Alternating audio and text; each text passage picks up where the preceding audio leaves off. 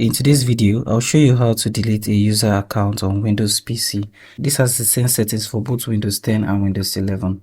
Now the first thing you need to do is go to settings. Simply come to the Windows icon here, right click on this and click on settings to open your device settings.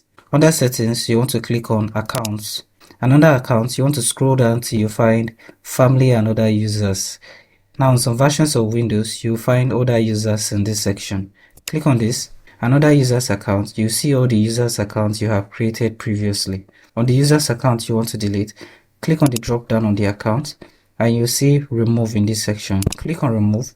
Deleting will remove all their data from your PC, including items on their desktop, downloads, documents, photos, music, and other files. If the data isn't backed up, all this information will be lost. If you choose to proceed, click on delete account and data, and the account will be deleted from your device. So thank you for watching this video, and I hope you found this video helpful. If you do find this video helpful, feel free to leave a like, subscribe, and have the post notification turned on.